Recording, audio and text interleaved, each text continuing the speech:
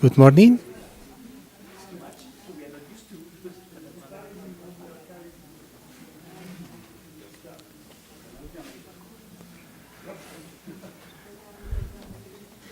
Hello, good morning.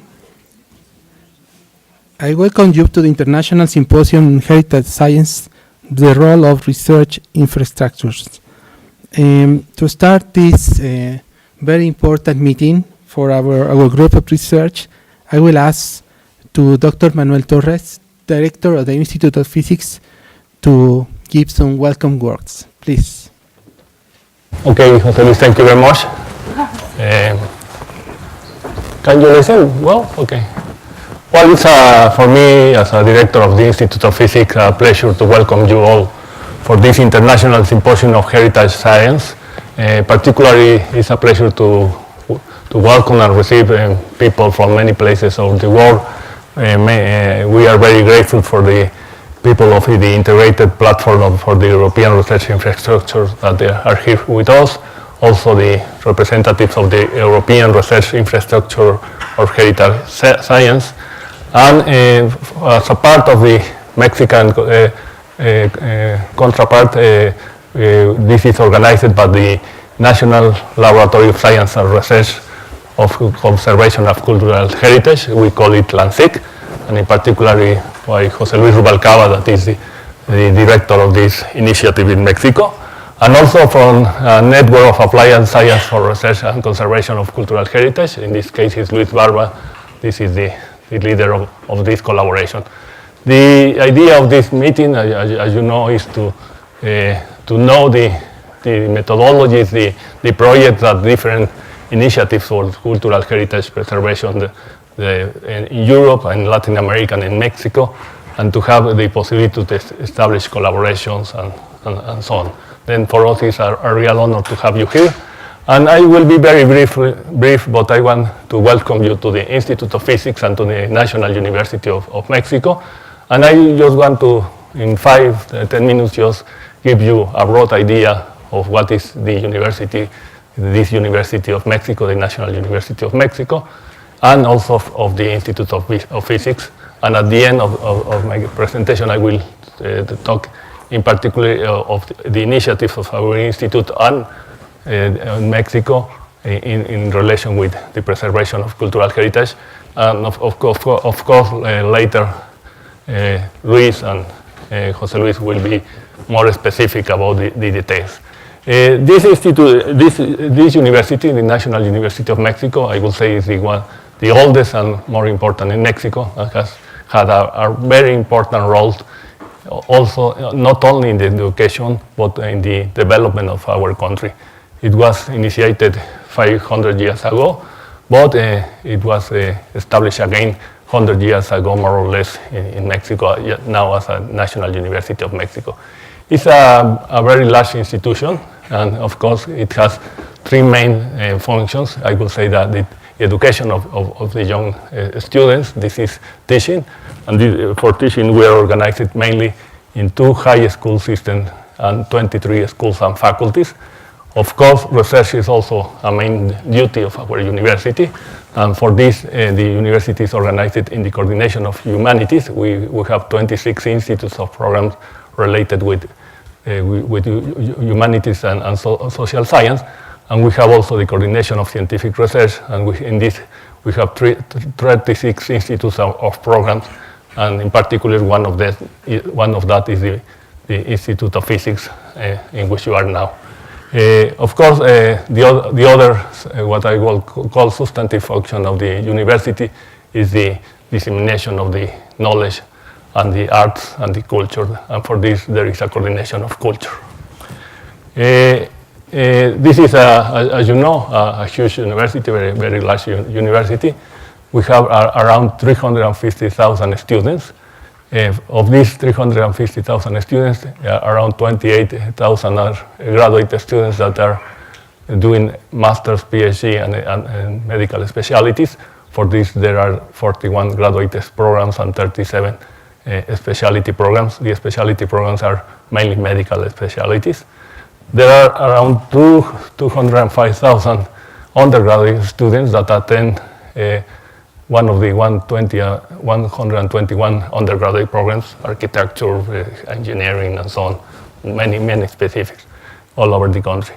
And we are also in charge of not all the system, but a bachelor program that is called, that receives around 100 high school students organized in 3 high school programs. For these activities, we have around 40,000 academics. So of these, 12,000 are full-time academics, and for these, around 4,300 that researchers in social science and in physical engineering, biology, and so on.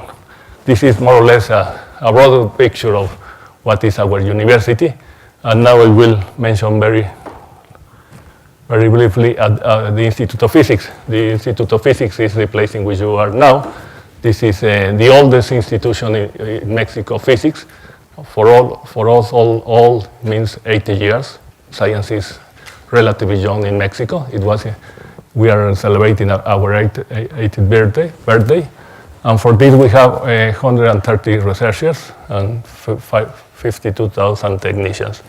Our activities, of course, is to conduct basic and applied research in physics and related areas, to contribute to the training of high-level researchers and professionals, to disseminate the knowledge generated by our institute, and of course the outreach activities, cultural, intellectual, and productive activities in Mexico. We try to relate what we do here with these kind of activities, of course.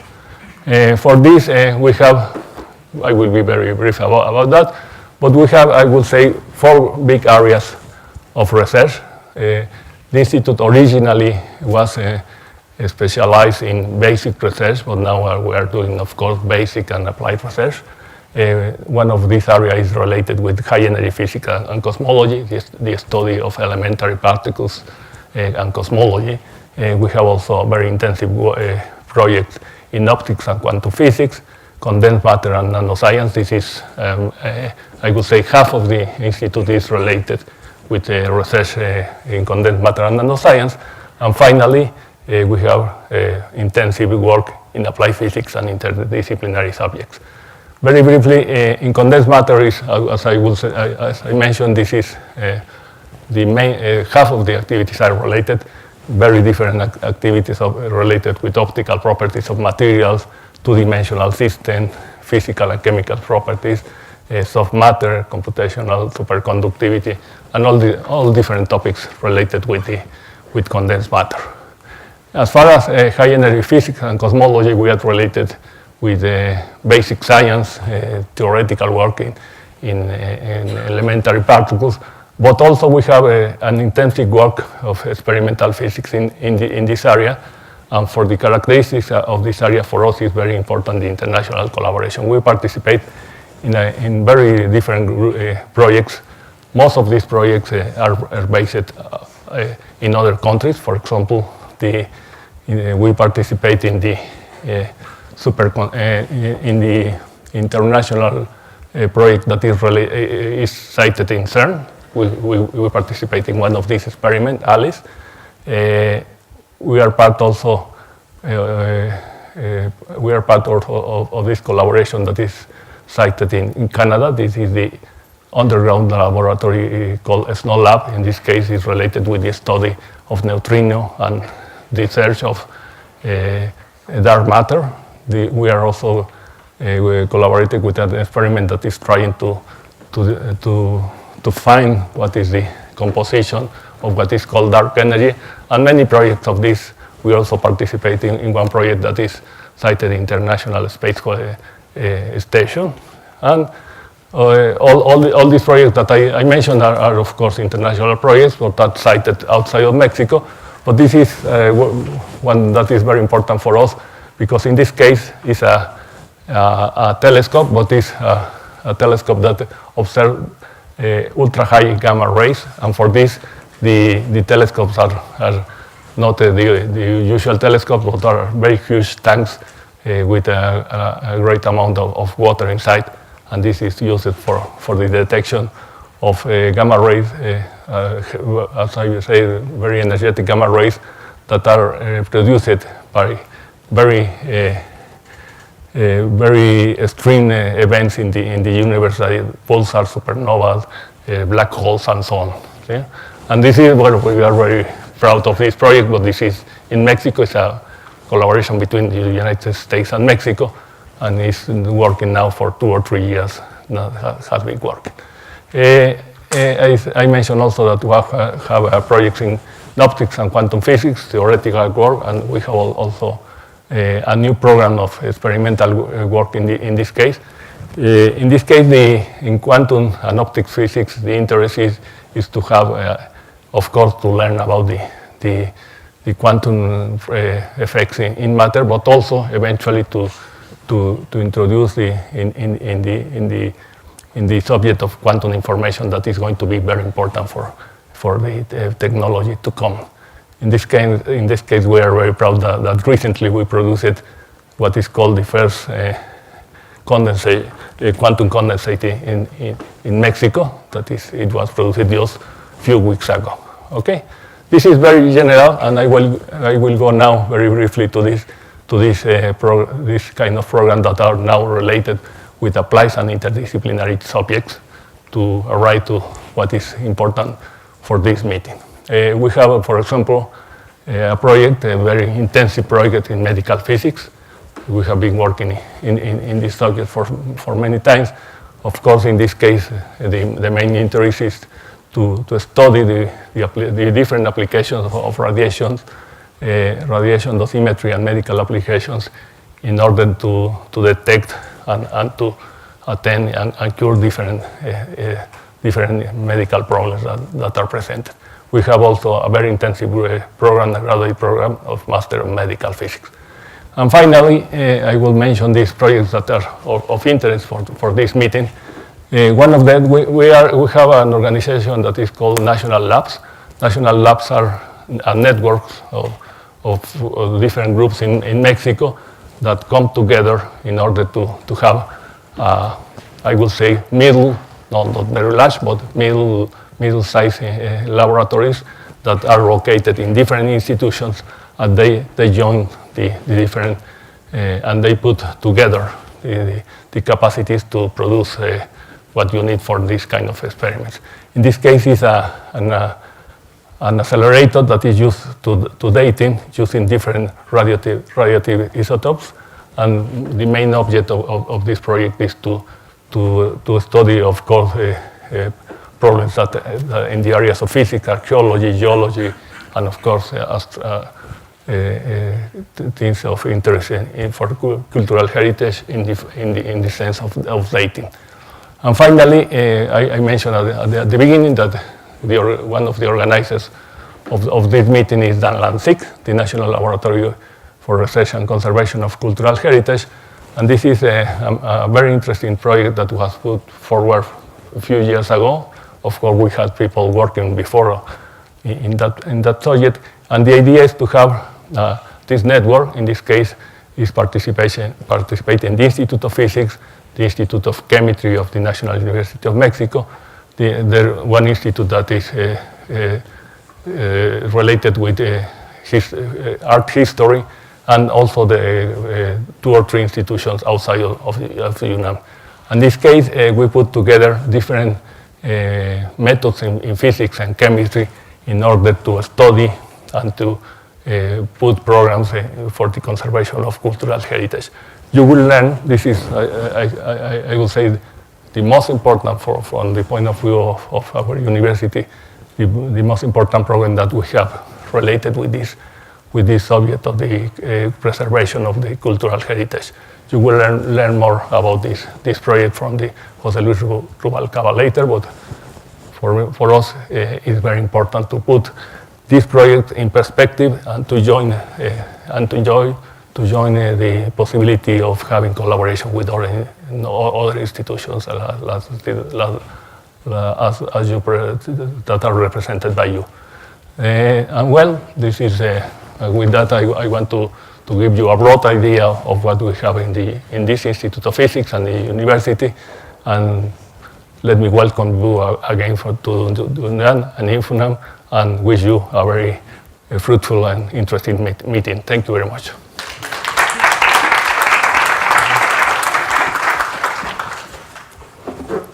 Ya lo paso. ¿Te doy este micrófono o que usas el otro? Thank you to Dr. Manuel Torres for the words.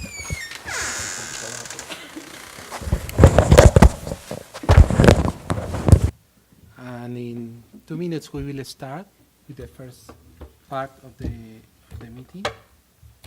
We'll just change the computers.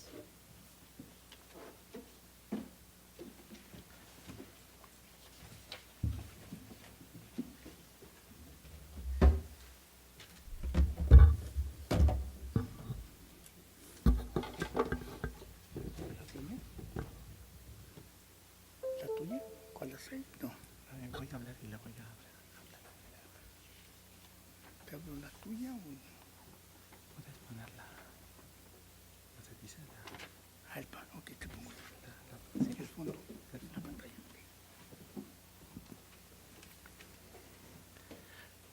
Okay. So we will start this meeting. We are very glad to have the opportunity to receive our colleagues from two of the most important networks in Europe for the study of cultural heritage, for heritage science, the integrated platform for the European research infrastructure on cultural heritage, Hyperion-CH, the European research infrastructure for heritage science, EIRIS, and I could say that this meeting is organized by the National Laboratory of Science for Research and Conservation of Cultural Heritage, LANSIC, and our Mexican CONACYT Network for Applied Science for Research and Conservation of Cultural Heritage, which are perhaps two of the most important initiatives for the study and conservation of this heritage in Mexico. And we also would like to thank to the Institute of Physics for the support to carry out this meeting here and to bring the possibility to share all this experience and the ideas about how to organize and collaborate between different networks and groups in Europe and Latin America.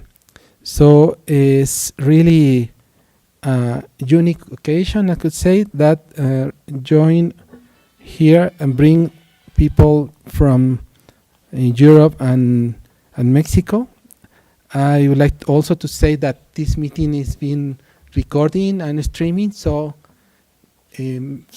people from the network that are not with us, but that in other parts of the country are following all the presentations and can also watch later all the contents of the presenting program. So I would like to give the overview of this symposium. We will start with a presentation by Aurélie Pakov about the Horizon 2020 program for the cooperation between the European Union and Latin America. Afterwards, Monique Bassett from CNR from Italy will present the international dimension of research infrastructures. And after this very first presentation, we will start with some keynotes about the landscape of heritage science in Latin America and Europe by Luca Pesati, which is the coordinator of Hyperion-CH from the National Research Council of Italy. And I will also present the landscape of the Mexican facility that we have in Mexico for heritage science. So after these short introductions, I will ask to Aurélie Pakov to present this Horizon 2020 program. At the end, we will have some time for some questions and comments if you have. And I would like also to say that we hope that this will be a very interesting meeting. Last week, part of this group has been in Brazil to carry out some similar experience. in order to improve this collaboration with Latin America in this big continent. Thank you.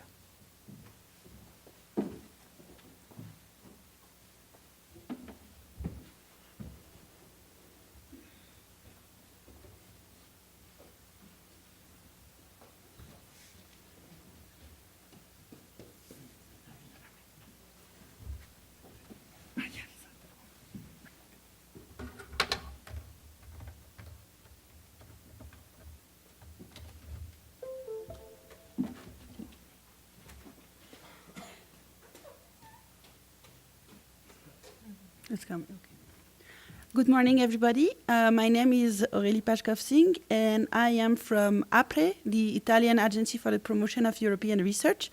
And I am going to tell you about the opportunities for cooperation offered by Horizon 2020, the European Union Framework Program for Research and Innovation. So when we talk about Europe, what are we talking about? The European Union represents 500 million people, 28 countries, and a single market. It has 6% of the world's population, 20% of the world expenditure on research, produces 27% of the world publications, 32% of the high impact publication, and 32% of patent applications. But when we talk about Europe in the framework of Horizon 2020, we are not only talking about the European Union, we are also talking about larger Europe, which includes countries like Turkey, Ukraine, Israel, or Tunisia. The policy framework for the collaboration between Europe and Latin America and Europe and Mexico comes first from the EU CELAC action plan from 2010. And under this action plan, there are two major initiatives. The joint initiative on research and innovation, which led to the creation of the EU CELAC Common Research Area, which was officially launched in 2016. And this functions through 6 thematic working groups. And since 2017, there is an additional working group also on research infrastructure. The focus of the EU CELAC Common Research Area is on mobility of researchers between the two regions, on research infrastructures, and on global societal challenges. In terms of collaboration with Mexico specifically, the Science and Technology Agreement was signed between the European Commission and Mexico in 2004 and has been renewed since then. There are some key research priorities in this Science and Technology Agreement, including, again, research infrastructures. This policy framework is implemented in Europe through Horizon 2020, but what is Horizon 2020? It is the framework program for research and innovation. It considers investment in research and innovation as a core characteristic of the European strategy to an intelligent, sustainable, and inclusive growth. It is a single program that covers the whole innovation chain from the lab to the market. It has a budget of approximately 80 billion euros for 7 years from 2014 until 2020. And in Europe, we are currently negotiating its successor, which will be called Horizon Europe. It is built around 3 pillars: excellent science, industrial technology, and societal challenges. And they are based on, the excellent science is researchers driven. So it's the foundation of tomorrow's technologies, job, and well-being. Industrial technologies is based on the idea of strategic investments in key technologies and the support to innovative companies. And the societal challenges are meant to address the global challenges of tomorrow. Horizon 2020, as one of its core features, is open to the world. So first of all, any project funded under these 3 pillars can include international partners, and that's the principle of general opening. But there is also targeting opening, In certain topics in calls for proposals, the inclusion of international partners is encouraged or even required. And there is also the possibility for the European Commission to organize coordinated calls where, in association with funding agencies from other countries in the world, they publish call for proposal for specific actions, and they have a paired calls, linked evaluation, and 2 contracts. How can you get involved? So these 3 pillars are developed into work programs that are published every 2 years, including calls with fixed deadlines, and each call has a number of topics with a 1 or 2 stage submission. And you can get involved in collaborative projects with your team. So this could be research and innovation action projects, coordinating and support action, innovation action, and it can also be mobility project, such as the research and innovation staff exchange. You can also get involved as an individual through the European Research Council, which funds the excellent science, with excellence as the sole criteria for evaluation, or the Marie Sklodowska-Curie action, especially the individual fellowships that allows the mobility from Latin America to Europe and from Europe to Latin America. However, participation doesn't mean automatic funding. In order to see if you are eligible for funding by the European Commission under Horizon 2020, you have to check whether your country is automatically funded. This is not the case for the emerging economies, such as Mexico. Then you have to check whether there is funding provided specifically in the work program for the call you are replying to. If it's not the case, it can be provided by a bilateral agreement. If it's not the case, on an exceptional basis, funded can be provided by the European Commission project by project. If it's not allocated to you, then you will have to participate without funding. As you can imagine, this can be a big deterrent for participation. So in order to allow the participation of Mexican researchers in Horizon 2020 project, the CONACYT signed a an agreement for a co-funding mechanism with the European Commission in 2014. Mexico was actually the first country in the world to implement such a co-funding mechanism. And this allows for the financing project by project of Mexican partners in Horizon 2020 project. In the current work program, only a few thematic areas of research of common interest are eligible to this funding, unfortunately. The way it works is that the Mexican partner has to submit their application to CONACYT within 30 days after the closure of the Horizon call. And the funding is up to 85% for public entities and private higher education institution, and up to 70% for private entities. In addition, the European Commission has signed with CONACYT an implementing arrangement that is focusing on the European Research Council. And under that arrangement, Mexican researchers can be funded for single long-term visits of 6 to 12 months or multiple short-term visits to participate in projects that are funded under ERC.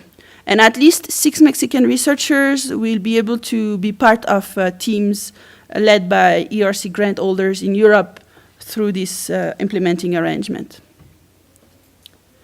This is a few figures about the Mexican participation in Horizon 2020. The first graph represents the participation in comparison to the other Latin American country. Mexicans have also good participation in mobility in the Marie Sklodowska-Curie action. And in terms of thematics, they cover all the thematic field for cooperation. How can you get information and support if you want to collaborate? If you have participated in an FP7 or Horizon 2020 project, you must be familiar with this. This is the participant portal from the European Commission, where you can find the calls, submit your proposal, manage your project. This participant portal is now being replaced in terms of calls with the new funding and tenders opportunities portal, where you can find Horizon 2020. A very important feature is this possibility to become an expert for the European Commission. So all the proposals that are submitted under Horizon 2020 are peer-reviewed, and as a researcher, you can be part of the panel, and this is the best way to get familiar with how the program works and what is expected in your proposal. You can also find support here through the national contact points in Mexico, who are specifically appointed to help Mexican researchers participate in Horizon 2020 project. Another support mechanism in Latin America is the EuroAccess. It provides information and support services to professional researchers regarding job and funding, especially mobility to Europe, information and assistance in Latin America, but also personalized assistance in 40 European countries. It can help you find a partner, and it also organizes networking events and other activities in the different regions of the world. Thank you for your attention.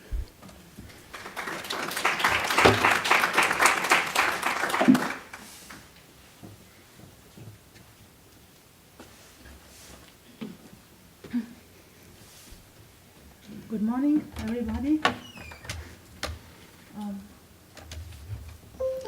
Okay, let me see.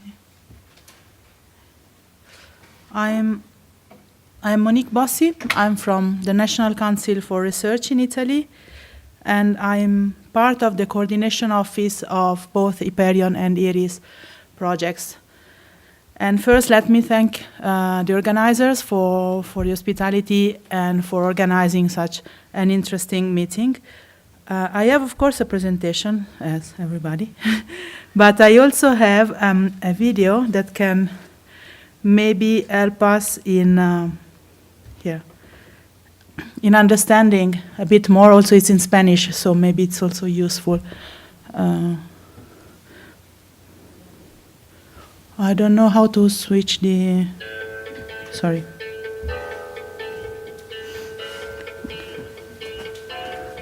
How to switch the screen and Let me check.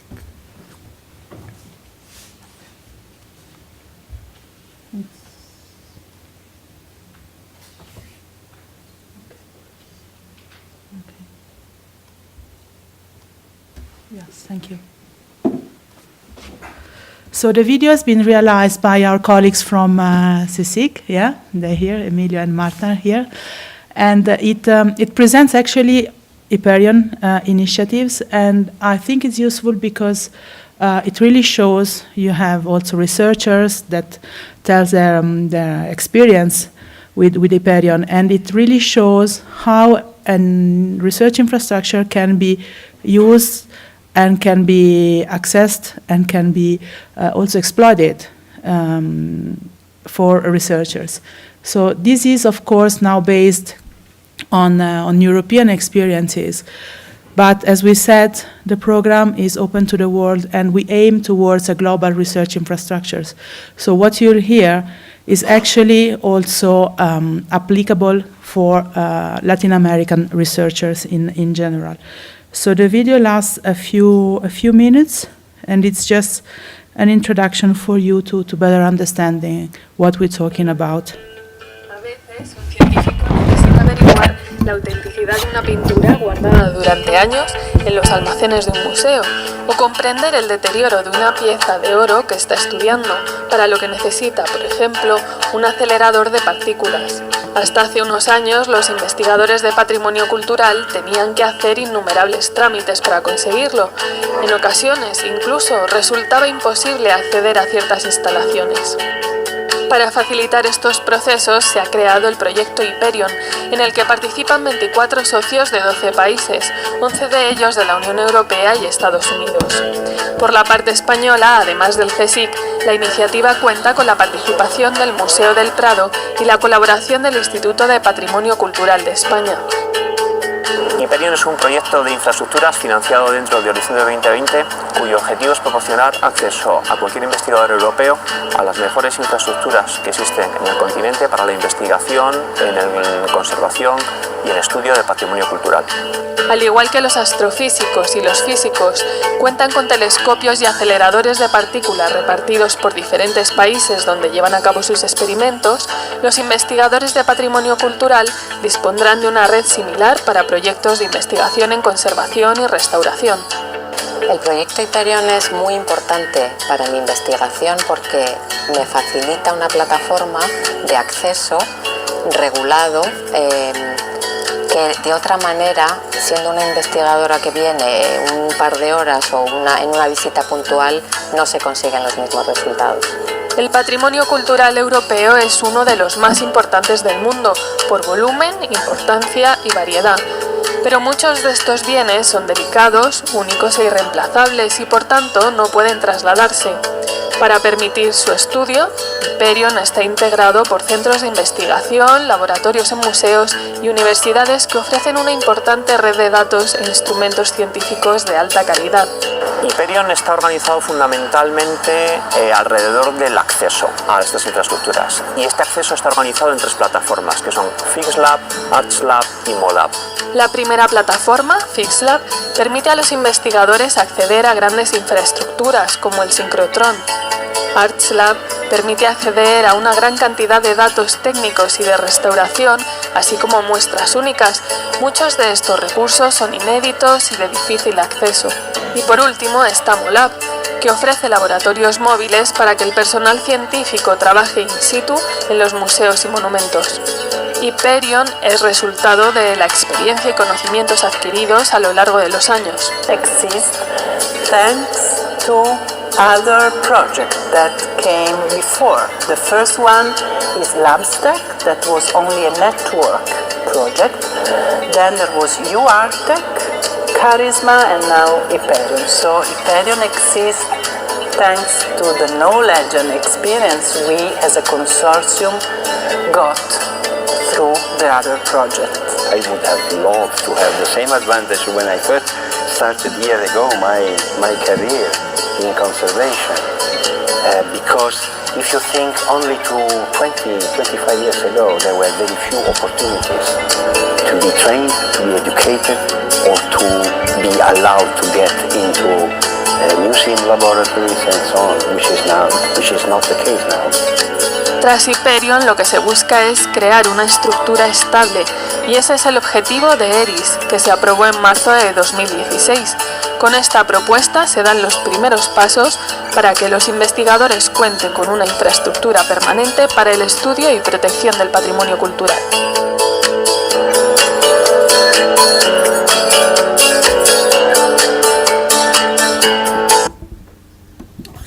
Okay, so this was an introduction. As we said, you're receiving much more information about the 3 platforms that were mentioned in the video, MoLab, FixLab, and ArcLab through today and tomorrow.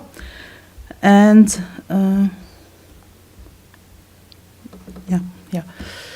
and also about a new platform that is now under development. So as I said, the important is the knowledge about access and about sharing facilities. So this is also about my presentation, which is the international dimension of research infrastructures.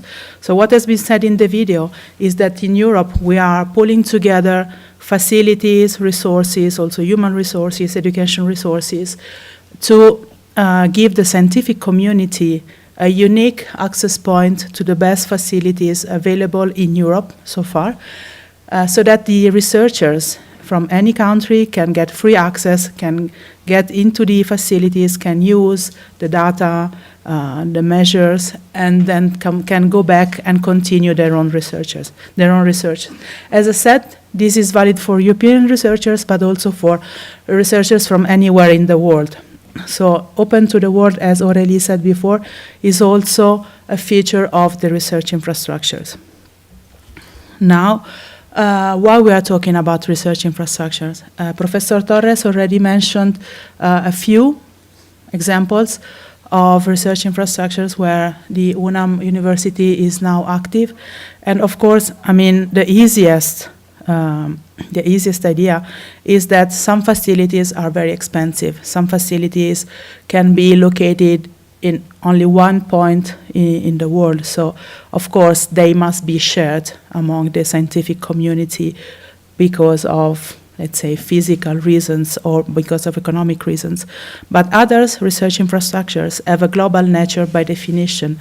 And of course, heritage science is one of the fields where there are no geographic barriers, because heritage science concerns the whole humankind.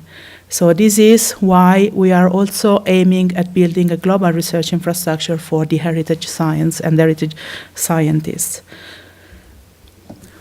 And then why we're talking about international cooperation, why Europe is so keen to promote and to foster international cooperation, and why is opening its facilities to researchers from anywhere in the world, as I said.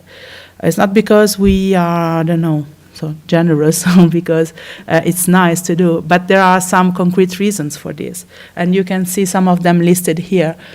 In some fields, like, for instance, heritage science, there is already a recognized and acknowledged leadership of Europe in some scientific fields.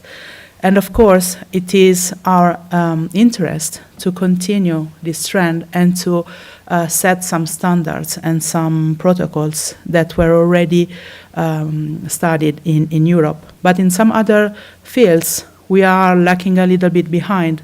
So in this case, we are looking for international cooperation to foster our skills and our expertise. So in this case, we are, let's say, looking for world partners to stop what we call, to foster what we call the non-dependencies of Europe in some fields. And in other fields, like, for instance, biodiversity, of course, we miss completely some features and some knowledge. So again, we foster international cooperation because we need and we want to acquire some new knowledge. So as you see, it's a two-way interest from Europe. In some fields, we are eager to share what we know and to share our leadership. In some other fields, we need our international partners to build some stable cooperation and to increase the level of knowledge which is available. And of course, and this is a very strong message we receive constantly from the Commission, science is a tool of paramount importance in science diplomacy. And research infrastructure as a physical also location and place for researchers from different places in the world to come together, it's a very important tool for fostering also science diplomacy and diplomacy for science. So as we said, we are fostering international cooperation in research infrastructure because of many reasons, as we said, and because we are looking forward mutual use, interoperability, sharing of information and knowledge, and to establish really global infrastructures which can represent for the researchers a unique opportunity of accessing the best facilities available worldwide, so not only in Europe. We have some examples here of funded initiatives at different scientific fields and different objectives. So collaboration in research infrastructures can be used to foster the scientific excellence. We have an example here of an EU-funded project which is called ELITE, and this is for cooperating with Japanese institutions in astronomy. And this is also linked to you remember for sure the big news that was launched a couple of years ago about gravitational waves. So this project is around that scientific field. So cooperation in research infrastructure to foster the scientific knowledge and scientific excellence. Also an example of how research infrastructures can be used to foster the science diplomacy.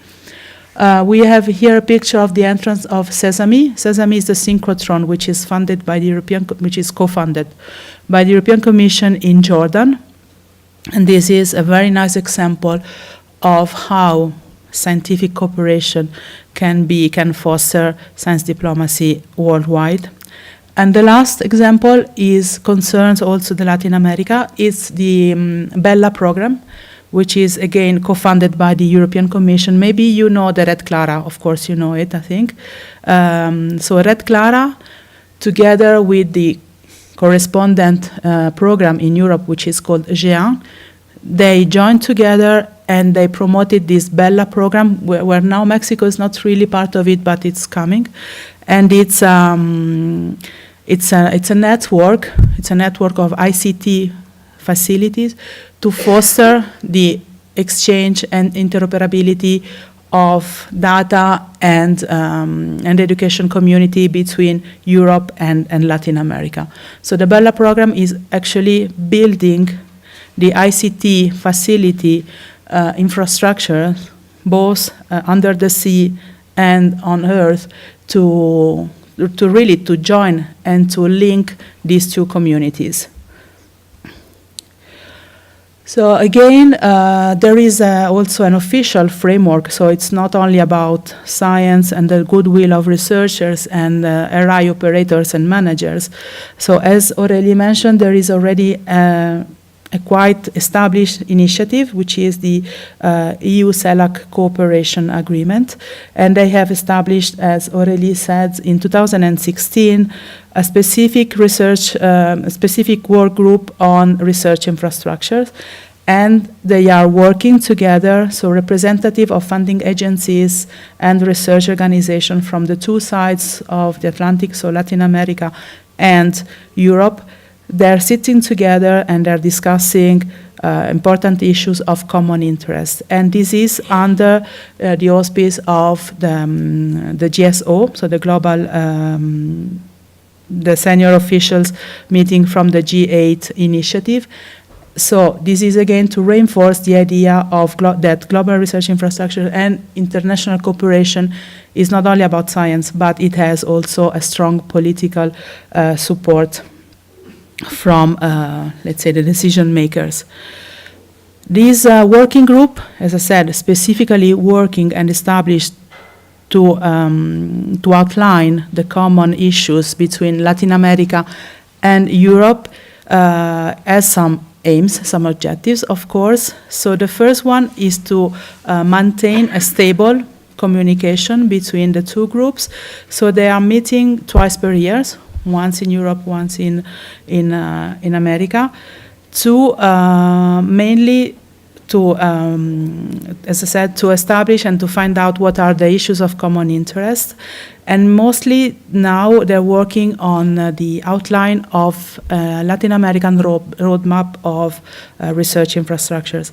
So as you know, in Europe, we have a specific forum, which is called ESFRI, the European Strategy Forum for Research Infrastructure, which is working since 15 years, maybe. And they are very well advanced in defining the roadmap of research infrastructure of European interest. And now the idea is to have a mirror initiative in the CELAC region to have a roadmap of research infrastructure of more than national interest that can be put in contact with their European counterparts. Also, among the objectives of this working group, there is, of course, the exchange of view on this road mapping process, the promotion of cooperation, as I said, between the two parts of the two counterparts, and as we said also, to promote the access to European research infrastructure using, why not, the grants and the funding made available by Horizon 2020 and the future Horizon Europe program. So that's it from my side. I don't know if you have questions. I will be more than happy to reply. Otherwise, I'm here around. And I think we can leave the floor to the next presenters. Yeah. But if you have questions? Yeah. If there are questions, of course. I think we have questions for you or for Aureli. Mm-hmm. Okay. Do you have questions about the presentations that we have? Okay. No? Thank you. I have one Yeah, for Aureli. with pleasure. Okay.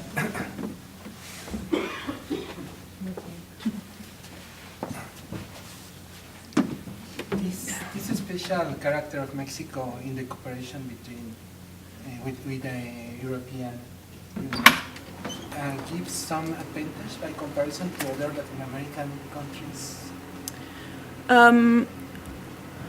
Well, Mexico is one of the countries with the special relations, especially with these bilateral S&T agreements. There are other countries in Latin America with a similar agreement, Brazil, Argentina, Chile, yes. So, the European Commission has a specific roadmap for the collaboration with Mexico. So there are some strategies, some priorities that are identified, and in that sense, it's an advantage because the researchers know where there are possibilities. So I would say yes. Okay. And what happened in the case of subjects that are not so clear, like cultural heritage? Because cultural heritage perhaps is not specifically in all these agreements, but so one door to enter the collaboration in cultural heritage is through the research infrastructures possibilities that were presented by Monique. Another way is to use the mobility projects because the Marie Sklodowska-Curie actions, either the individual one or the network one, as well as the European Research Council grants, they are open to any field of science. So you can apply them to heritage science as well. thank you. Another questions or comments? It's clear? Okay. So thank you very much already. And thank you to Monique for the presentation. So we will continue then with the program. So we'll start the keynotes, Landscape of Cultural Heritage Science in Latin America and Europe, and Aureli will chair this part of the presentations. Thank you. Ready? This one or the other one I think before.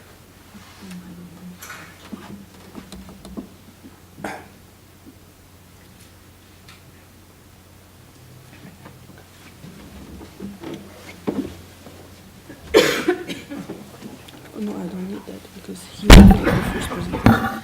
Okay, so we are now starting the session on with the keynote speak.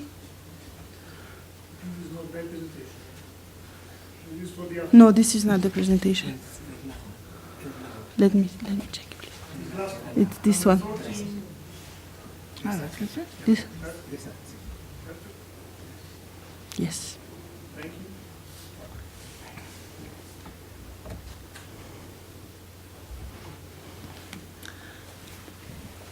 Do you want to use this?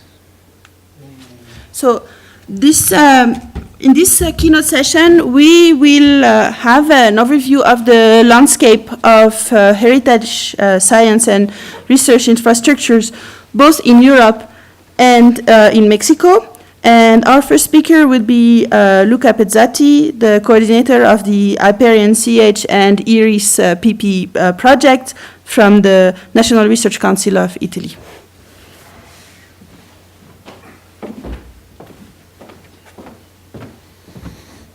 Thank you, Aureli. This was switching. Welcome, everybody. As you heard, we had a similar workshop last week in Brazil. So I am switching from not speaking in Portuguese to not speaking in Spanish. That's the state of the art. Well, we are discussing European landscape of research infrastructure for heritage science, and in particular, how from the project Hyperion CH, the proposal of infrastructure IRIS came out. I checked the agenda and I saw that I was here in Mexico 2.5 years ago. It was February 2016. Exactly 1 month before the ESFRI forum, the Strategy Forum for Infrastructure, declared that IRIS was an official project for a research infrastructure in Europe. And I remember that we discussed things, and the project Hyperion CH was already started, was arriving to the first year of activity. So let's review what, luckily most of the presentation has been anticipated by the speakers before me, so I will be very, very quick.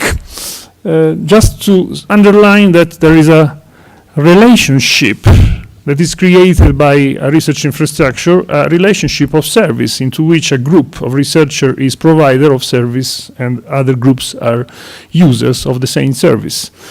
This is because in a research infrastructure, groups having the best capacities and the best instruments put these to service to other groups in the same scientific domain.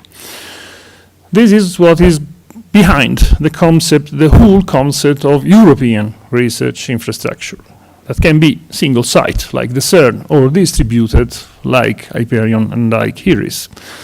In our field, of course, is distributed. Means several facilities in different countries operating together with a unique access point to all the services. That is what a distributed infrastructure is. And our distributed research infrastructure, both of them, they work in the domain of heritage science, which is a domain unique in scientific domains because it's probably the widest this multidisciplinary domain around. We tried to define heritage science. Actually, we started by trying to provide research infrastructure. So we started the design of the heritage science domain by designing the research infrastructure serving this domain. It seems strange, but that is how it ended up. I remember in 2013, so not many years ago, there's been in Rome an international forum on conservation science organized by ICROM with delegates from most of the planet.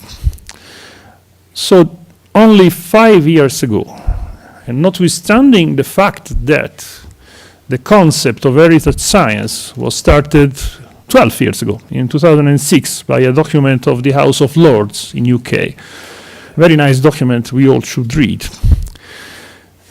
What was in the forum of 5 years ago in Rome that we realized, I was one of the delegates, that conservation science was good for the past, but for modern science, for the new approach to difficult scientific problems, multidisciplinarity is needed. And so we changed the name from cultural heritage to heritage science. So science for cultural heritage became the new concept of heritage science, just a matter of label, you would say, probably, but we realized in 2013 that conservation science was too narrow. And so we decided to try to open this scientific field using a new terminology. Why too narrow? Because conservation scientists were the scientists for cultural heritage. For instance, an art historian was not considering, and still is not considering me or herself as a conservation scientist. So we need a new way of doing science together that we are trying to define in our scientific vision that we just started writing for the new infrastructure, with a simple idea of concept of co-creation of knowledge. So all the scientists in the field, not just hard science, humanities, all the disciplines need to have equal weight. We need to solve the problems together. No more the old approach of having hard science in service of humanities, which went on for 20 years and more, The idea is we are not hard scientists and providing scientific services for archaeologists, for architects, for art historians. That was a very old way of seeing things. The end user is not the archaeologist, the end user is the heritage. And so we need to do science together, having this in mind that the beneficiary of this science, the real end users, is the preservation and restoration and safety of the cultural heritage in the world. So this is the overall concept that we centered around the creation of this infrastructure of services, which is called IRIS. And we started 20 years ago with the first LabStack in Europe. It was 1999, with almost 20 years, with a network. Then from this network, a situation evolved, and in 2004, the first kind of infrastructure was created through a project that today is called Integrating Activities, which means integrating infrastructure activities throughout Europe. That was how EuroAccess was born. EuroAccess was quite small considering what happened after, only 12 members, 12 institutions from 8 countries, but it served for 5 years. It was followed by the second project in the line, Charisma, and the 3 projects were coordinated by the University of Perugia, and how not to remind the coordinator, Bruno Brunetti, who led this group for more than 15 years. In 2014, I submitted Hyperion CH with 13 countries, because 12 countries from Europe plus US represented by the Getty Conservation, and we have Tom Lerner with us here, and 24 member institutions. This project is still on. Hyperion CH will terminate activities in October next year, so we are in the last year of the project. This project is the last in the number of integrating activities which Europe saw in the last 20 years. And with a funding of 8 million euro, we were able to secure infrastructure services to European researchers for 4 years. It's a big project with also a lot of joint research activities inside. The mission of Hyperion CH was to providing infrastructure services, but was also try to start to kick off the European research infrastructure for heritage science. In this sense, one of the core mission of Hyperion CH has been accomplished, you will see. Creating the infrastructure, considering the fact that behind this distributed infrastructure there is also a huge network of institutions reaching out outside Europe. So one of the mission of Hyperion was also that one of structuring the domain of heritage science and the scientific community of heritage science. Kind of activities in Hyperion CH are more or less standard activities performed by every infrastructure in Europe that can be classified in three categories: providing access, doing research together, and doing a lot of connecting, networking, initiatives, workshop, like this one. This workshop is part of the networking activity of Hyperion CH project. You will see, but you already saw in the video, the platforms of Hyperion CH, the 3 physical access platforms, and they will explain modalities, success stories, everything in the next presentation of today. This is some joint research activities which are still performed by the Hyperion CH project, divided into 3 categories: designing new instruments, researching and designing new methods, and designing technologies, strategies for data exchange, for using the digital data of heritage science. This is also something that we will discuss later in the day. About networking activity, this is a short list of what usually are labeled as networking. You see also training is one of the more important. But if you want the infrastructure to survive, the last one is the most important, sustainability, making sure that you find resources to continue your activities. And about sustainability, Hyperion CH found a nice way to a very long future, because from the integrating activity and from inside the integrating activity, the same scientific group doing the integrating activity advanced the proposal to the European Strategy Forum of Research Infrastructure for the creation of a permanent system, a permanent infrastructure, like the CERN, a permanent infrastructure in Europe for providing these services, which were already provided since more than 15 years by these integrating activities. But you see, when a project is finished, it's finished. And so we needed a time horizon a bit longer, and the time horizon of IRIS is a bit longer. It may be 30, 40, 50 years, who knows. Much longer than the traditional 4 years of project. So we are working to stabilize this network and this service provision in Europe for the next 50 years, let's say. We started big. We started with 16, actually we started at the time of the ESPRI proposal with 12 countries. And this has been formalized in March 2016. So only 2 years passed, and now the number of countries involved in this preparation is more than doubled. As of today, we have 25 countries, pointing to a distributed infrastructure with potentially more than 100 providers. The infrastructure will provide a collection of tools and services in a cross-disciplinary way, because most of the groups providing services are and will be cross-disciplinary groups.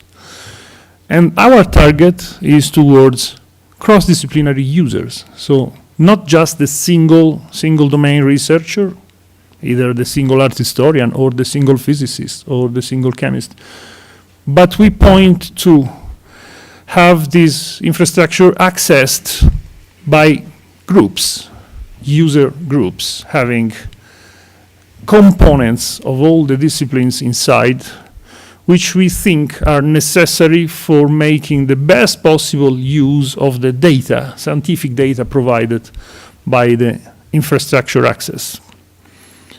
So the core mission of IRIS is just one, to provide access to cutting-edge instruments and services, so also to cutting-edge capacities, to a cross-disciplinary community of researchers, with the addendum to do this at global level.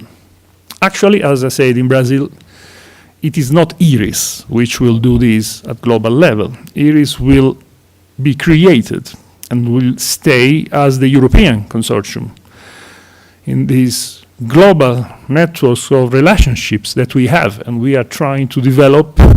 IRIS could be the European partner. Then we will need to find a different strategy to build up a global relationship, a global infrastructure based on the capabilities developed in Euros by IRIS, but going beyond it. The only difference with the integrating activity is the addition of a 4th platform of services, which will be discussed in the afternoon, which is the digital platform of IRIS, which we called IRIS DigiLab.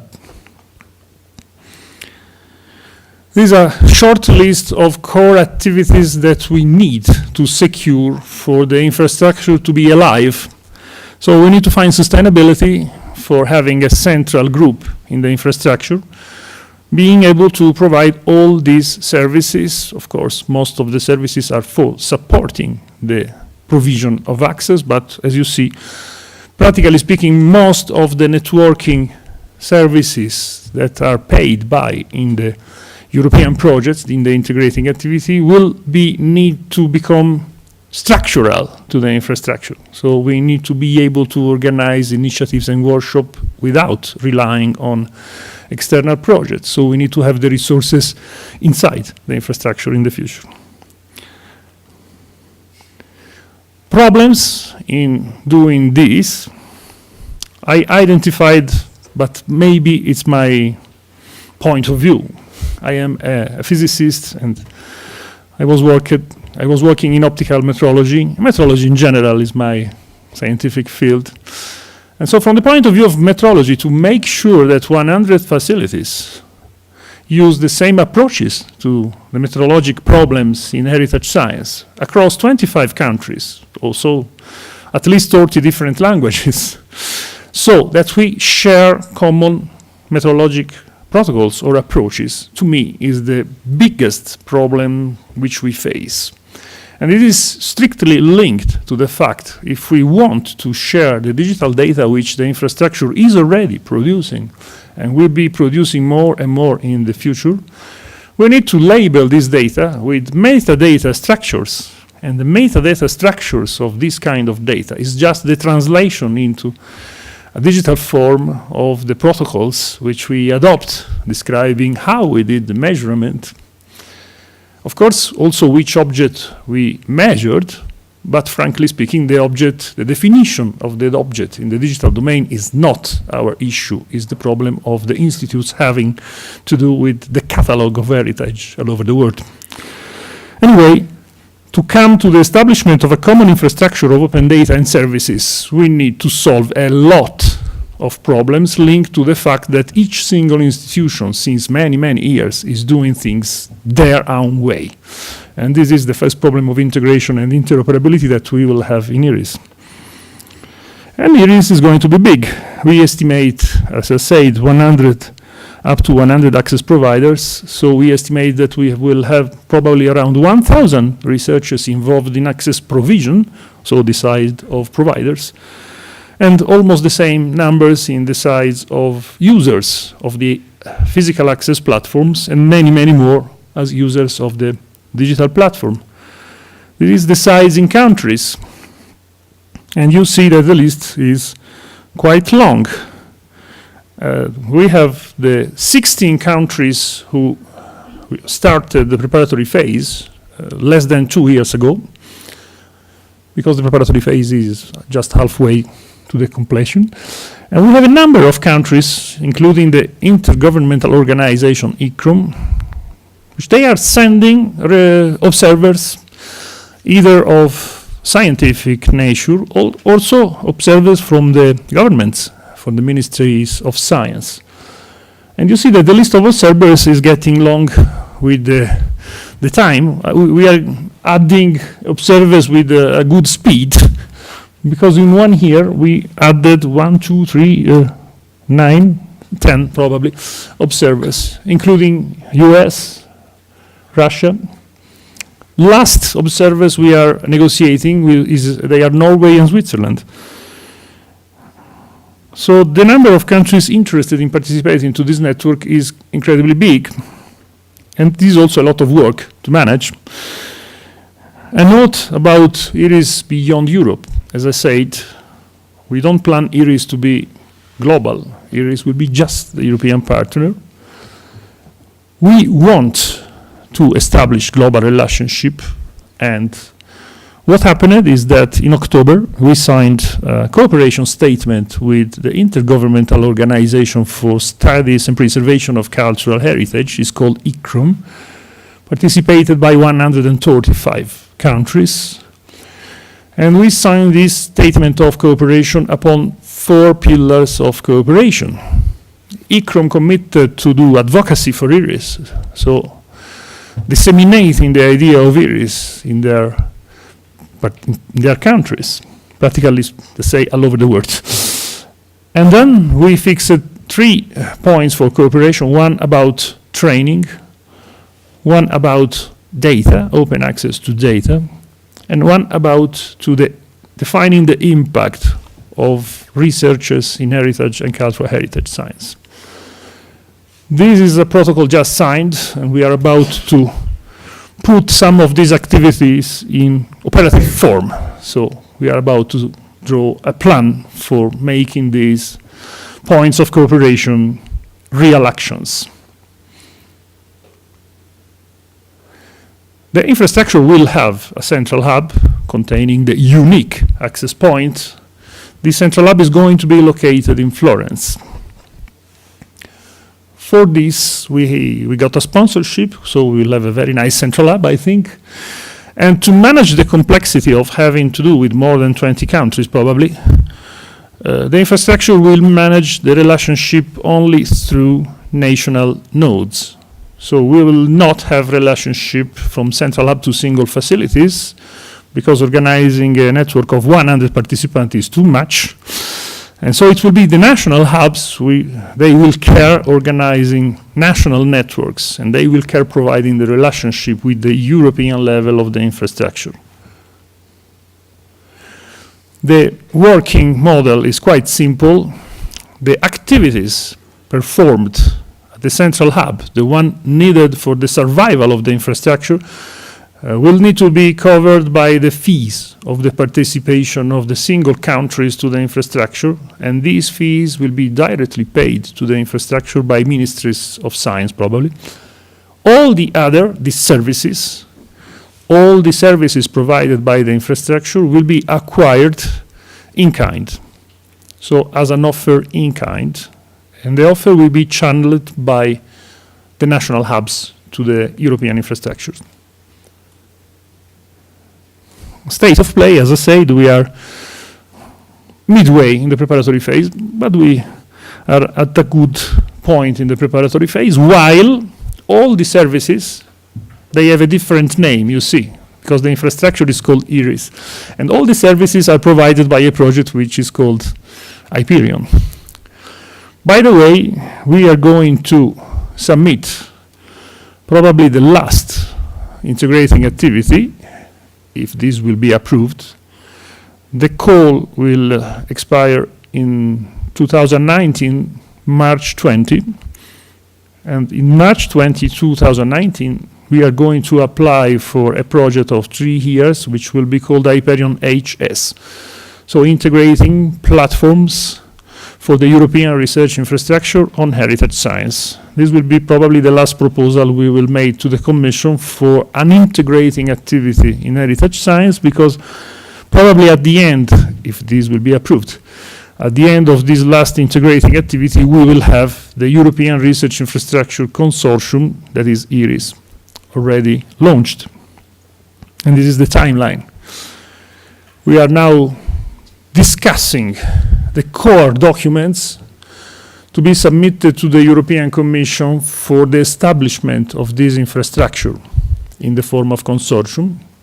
And this step is called step 1.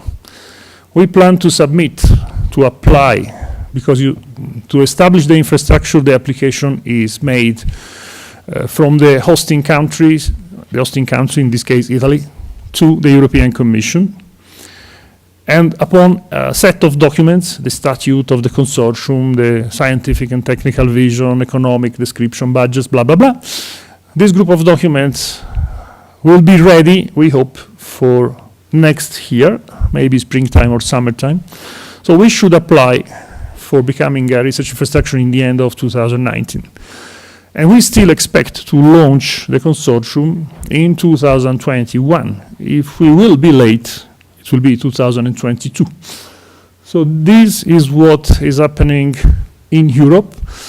The technical and scientific pieces of this game will be presented later. So I just presented the bureaucracy. Sorry if this is boring, but that is what we are doing to secure a future to the science groups working in the infrastructure. And thank you for your attention.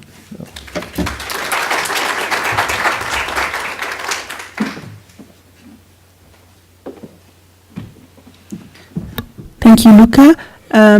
Maybe if there's some immediate question? No? In that case, we will go to the second keynote speech of our session. After the European landscape, we will have an overview of the Mexican landscape of heritage science and research infrastructure from Dr. José Luis Rubalcaba. Thank you.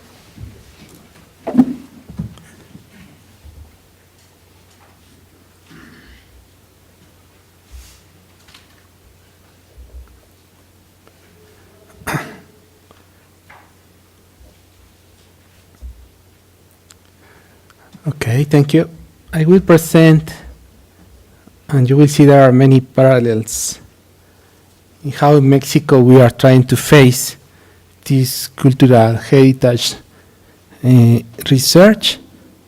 So this is the Mexican landscape and research facilities for heritage science that we have in Mexico. But first, let's think about the cultural heritage of Mexico.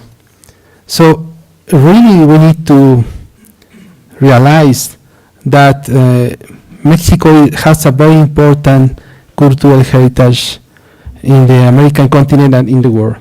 So we have 35 UNESCO sites of World Cultural Heritage after this country that are very important for cultural heritage, and we are the first in the American continent.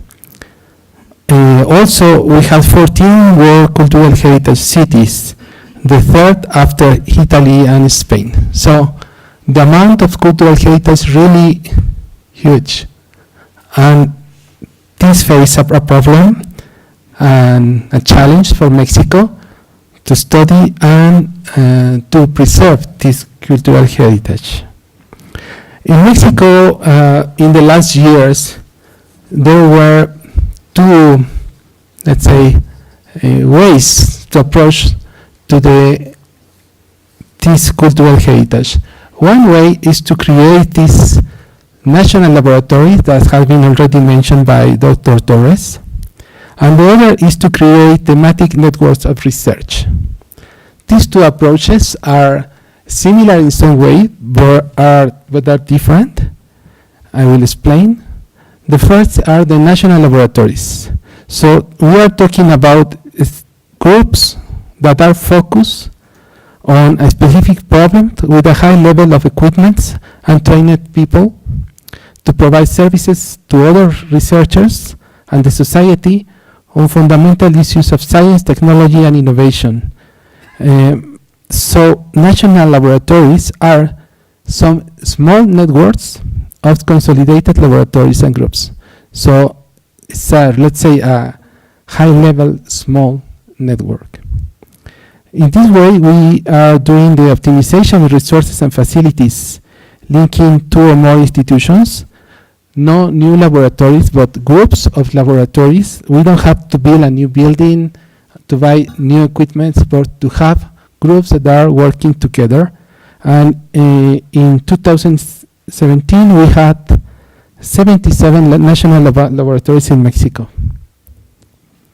The impact of these laboratories are the installation of cutting-edge facilities, new knowledge, to have more human resources with some specialization, mobility of researchers and students, specialized services, scientific development and innovation, academic and scientific answers to national problems. This is something that is very important. Like when we have some problem like the earthquake, we expect to solve some of the problems about the damage of the cultural heritage. And of course, science diffusion and communication of knowledge. So we are in some way, as national laboratories, we are providing the access to the facilities as has been explained by Luca in the previous presentation. In particular, we have this national laboratory focused on the research and conservation of cultural heritage, the LANSIC that we call, that have been formally created in 2014. And this has been done using the funding of CONACYT. We got a very important grant to have 4 new laboratories or remake the laboratories to create this national laboratory, this national facility. And after the first year and the second year of installation of the equipments, we had 3 years of consolidation of this small network. At the beginning, we were only 2 institutions, now we are 3. The National University of Mexico with the Physics Institute, the Chemistry Institute, and the Art History Institute.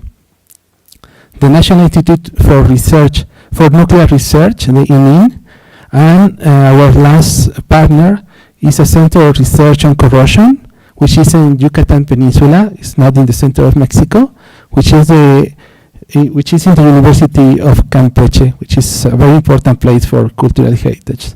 I could say that this is the result of more than 15 years of work. In fact, it's more than 20. We are just making all the account when we start to work in this kind of research. And all these groups is just groups working on this. They are not material science groups doing some part of the work on cultural heritage, as it passed in other cases. We are focused on cultural heritage practically all the time. And all this group has complementary research profiles. So one of these laboratories is making some part of the work that the other cannot do it. And in this way, we are working together. So we have a laboratory that has in all kind of imaging techniques, spectroscopic methods in lab or for with portable equipments. We have an accelerator that can be used for ion beam analysis, hyperspectral imaging, a lab in the Institute of Chemistry for chromatographic techniques and nuclear resonance, nuclear magnetic resonance. We have many other equipments, in particular for all kinds of microscopies, optical and electron microscopy. And our colleagues of Campeche, Yucatan, they are mainly focused on environmental studies, deterioration of materials, mechanical and electrochemical tests, also some spectroscopic methods. So all this is working together because we are complementary, so it's a strategy that is working very well. And of course, we can grow.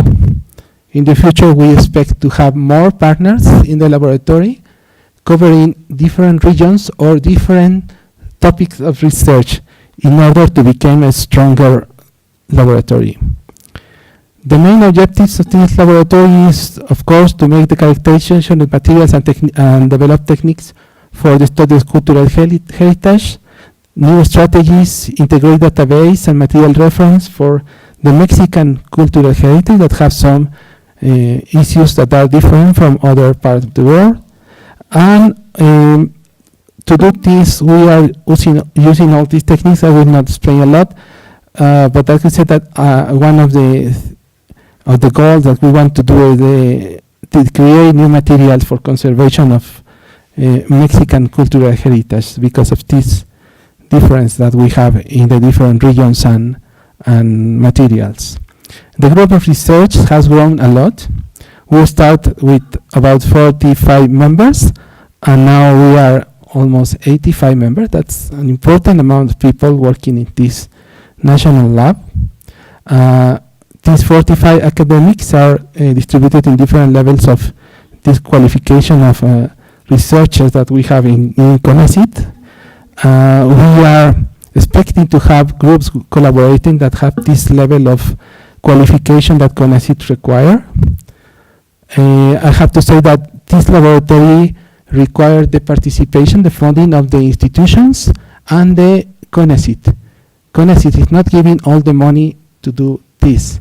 So we need to have our own funding to carry out all this research using the national laboratory. We have an important amount of students. One of the important tasks of these national laboratories are to form these PhD students and master students on different topics of research, and you can see some of the subjects that are covered. And these programs, most of the programs are in the National University of Mexico. These are the full list of the programs. But we also have some students that are coming to our laboratory. As I said before, we are providing access to these students that are doing PhD and master on different subjects. So we have our own students, but we are open to have students and researchers from other fields, and also from the School of Conservation, from Earth Science, and even we had already some people coming from Forensic Science concerning cultural heritage. So it's very broad. We have, as you can see, a methodology and technique that cover the general examination by imaging techniques, non-invasive characterization using portable equipments, and a strategy of sampling that will give rise to laboratory methods and microchemical techniques. And as you can see, all the different laboratories have some part of this method, so we are collaborating continuously in order to carry out all these researches. So some images about the kind of object that we are analyzing. Of course, you will see a lot of parallels with the European networks. But I can say that perhaps it's one of the places where we have the big facilities, the accelerators, the laboratory with the spectrometers, and the portable equipment all together. So this is also that perhaps is unique. In other cases, you need some more countries and laboratories and universities working together. We are very lucky to have this in Mexico now after all these years of collaboration. And you see some of the colleagues doing also the field work and working in different parts of Mexico. So in the map, the LANSIC in the map, you see all in green, all these are the states in which we are collaborating or doing some research since the starting of the lab. So we are covering a big part of the country. In particular, we are covering parts of Mexico where there are no facilities or laboratories or trained people to carry out this research. So this is very important, and we have a lot of projects working on different kind of methods, on different kind of objects, and different strategies to analyze materials from prehistoric to modern art. So a lot of collaboration, and you can see a lot of INA in this slide. INA is the National Institute of Anthropology and History, and also the INBA, which is the National Institute of Fine Arts. So we are providing access, support, and we are collaborating in important amount of research for the national institutions. So we expect to improve this collaboration, and also, of course, with other countries, we have an important amount of colleagues. In particular, in the case of Latin America, we have working a lot with Chile, with one of the archaeometry laboratories that they have there.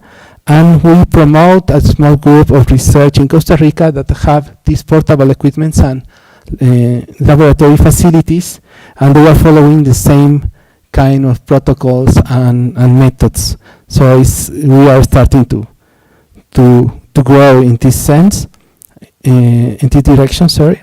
And also we are doing important organization of important meetings like the archaeometry meeting that we had this year in Yucatan, or this international course on stone conservation of EICROM, which is the first time that is carried out of Italy. And we did a part in Mexico City, another part in a Maya site in Yucatan. So it was very interesting.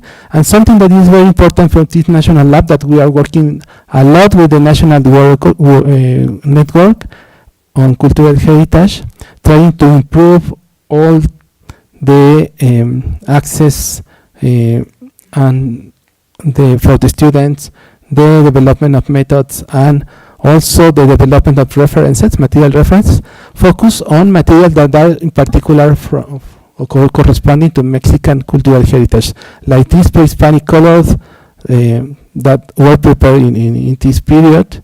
And we didn't have any information. We were preparing from scratch many of all these methods, recipes, and the characterization using all the techniques that we have in the laboratories. Or another is the development of reference of obsidians, because obsidian is very important for Mesoamerica area, and we are developing specific references to carry out this research in Mexico. This is the web page of the laboratory. But there are other national laboratories that are related to heritage science. We are not trying to do everything, but we want also to share this task with other laboratories. And these are some examples of national laboratories that have some relationships, like the National Laboratory to do accelerator mass spectroscopy, so we can do carbon-14 in this same institute. We have this facility as well in the same place, but this is not part of the LANSIC. It is another national lab that is LEMA, and you will see some presentation later. Another laboratory on 3D imaging and additive manufacturing. Another one which is very big that have all the techniques for geochemistry and mineralogy, so we can collaborate at the same level in some kind of small networks of national labs with all the let's say all the advantages to do this. There are also another laboratory that's very interesting for us, the National Laboratory for Oral Materials, that are taking care to recover all the traditions like for dyeing, music, and other cultural heritage expression that are considered this intangible cultural heritage that are tangible at some moment, as you already mentioned in other cases. So this is also very interesting for us because we can recover all these traditions that are in the material that we find in this cultural heritage. So this is one important example for Mexico, how we can develop this research. These are some of the important points about the LANSIC. Databases, methods, protocols, common protocols, specific material for conservation of cultural heritage of Mexico, and all these, let's say, important tasks are part of our work in this national lab. And this is the other strategy. The other strategy is the thematic networks that have been promoted by CONACYT. And this is a voluntary association, so we can invite people. If they want, they can become part of the national network on this topic.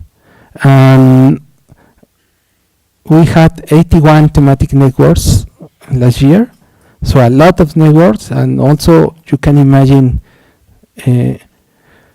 is another kind of work, because this network is mainly for exchange people, to organize meetings, but to promote the use of protocols using these common methods to change this experience between the different laboratories that are part of the network, to improve and develop best practices,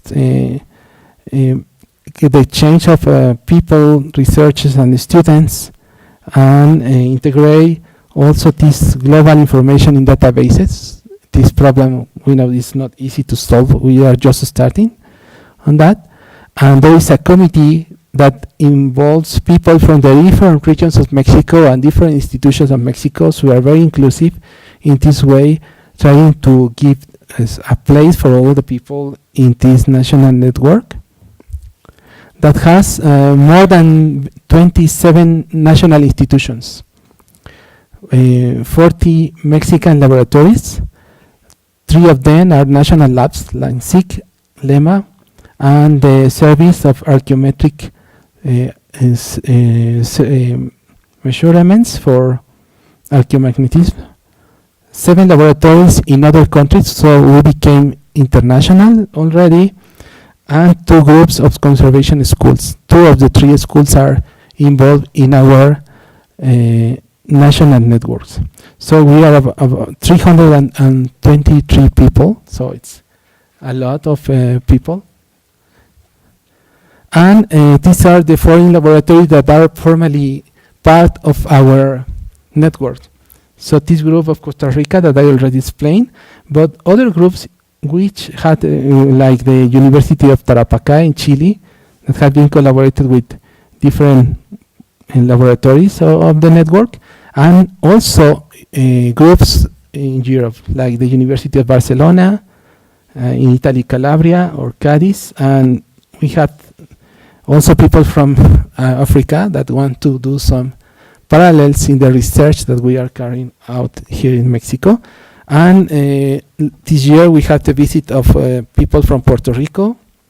There are some people from Colombia that would like to be part of the network. And also in the last days we received some messages from Brazil asking how they can become part of this network that we have here in Mexico. So this networking is going well. We have to improve because also the resources are limited, and it's a very important part for the growing of the network and how we can continue to develop this exchange. These are the statistics.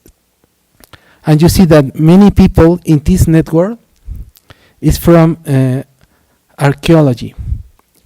Afterwards, we have people from physics, from geology and geoscience, the earth science,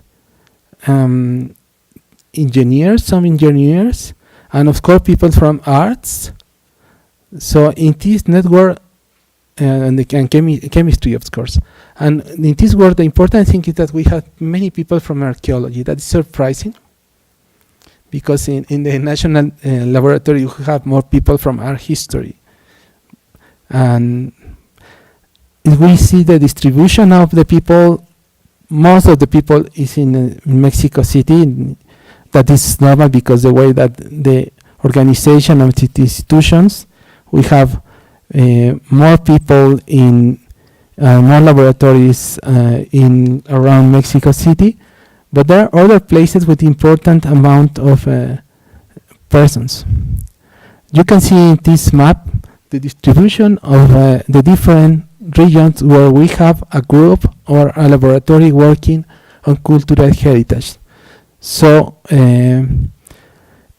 it's an important amount of states, 18, and you can see the stars.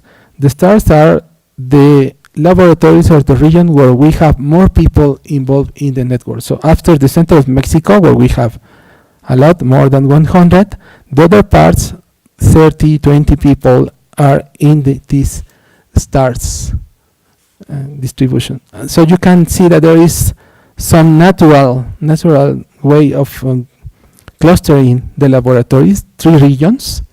The center, we call it the west-north, the central part of Mexico, and the Yucatan Peninsula, where there is an important group.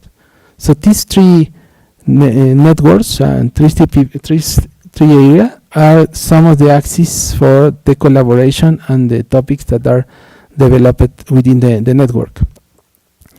I just put some of the institutions that are part of this national network.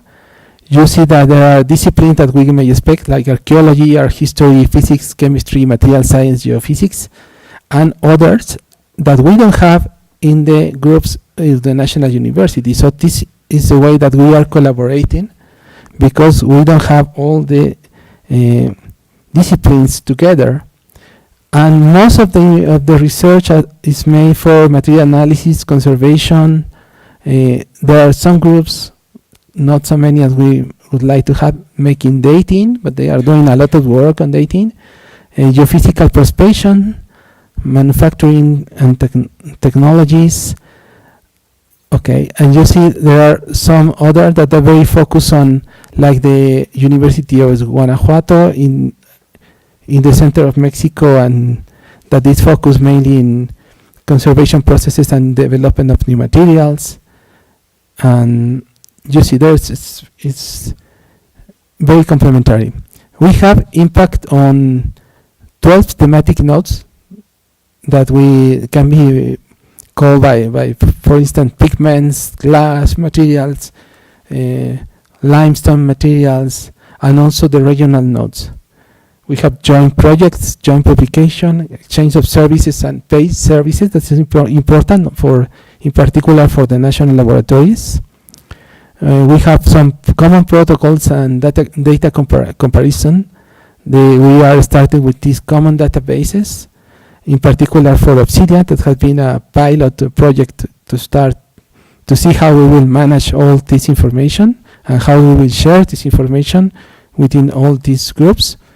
Important number of workshops and courses has been carried out, exchange of research, people, the students, development of these common reference materials, and international networking, as I already explained. We have other CONACYT networks that are related with the work that we are doing, like the digital technologies for the diffusion of cultural heritage, mainly related to the National Institute of Anthropology.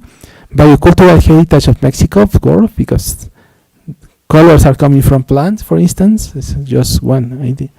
Nanoscience and nanotechnology, synchrotron users. We have an important group of synchrotron users, so we don't have yet a synchrotron, but we may have one in the next 10 years, perhaps. But we have already the people that are using this equipment for cultural heritage. And there are other networks like the historical centers of Mexican City that are also interested to carry out research for the conservation of these places. These are some examples of the thematic and regional meeting that we have previously, publications. And this is the webpage of the network. So some remarks, just going to the end. So cultural heritage is a strategic and engine of economy, and after these earthquakes, it's clear that it's a national problem that we need to face. We have important numbers of laboratory, and we have already some organizations, some national laboratories being part of this national network. And I think we can start to think more also in how we can face this problem. When after the Luca presentation, it's made me think that we may improve this national network to have this, say, as he said, this global access to this Mexico that is a bit less than the half of Europe in territory. So it's really a big country. But you came from Brazil, so it's not as big as Brazil, of course.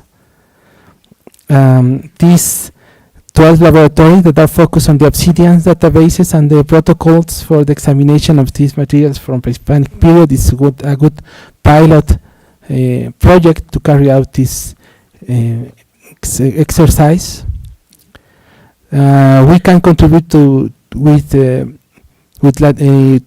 other Latin American countries as leaders in the field of applied science to the scientific studies cultural heritage. We are advising already some groups in this area, and as I explained, this problem that we are facing with the earthquake of the last year is something similar that has happened in Italy in Florence. So perhaps we need to try to profit of this experience to make a stronger collaboration and a stronger way to focus the cultural heritage in Mexico from different points of view, research, conservation, and strategies before to have this kind of problems. We have other groups working on limestone and other topics that are important. Pigments and painting are, for instance, another example of a topic that has been studied by different groups in different parts of Mexico.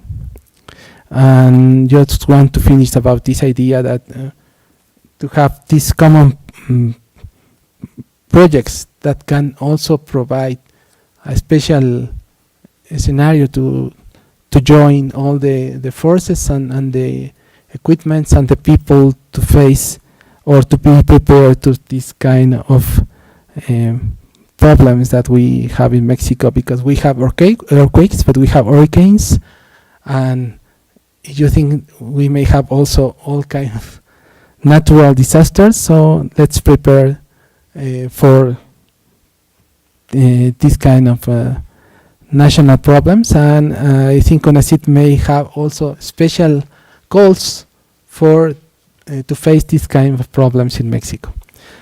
So now you have a panorama of how is the research on cultural heritage in Mexico. Of course, there are other few labs that are not part of the network, but I could say that we have almost 95% of the labs working in this field in Mexico. So, and I think it's a good, when we have these joint meetings, it's really very fruitful, and the people is willing to cooperate and to give knowledge and experience to the other peoples and groups in order to have a better research on this topic. Thank you.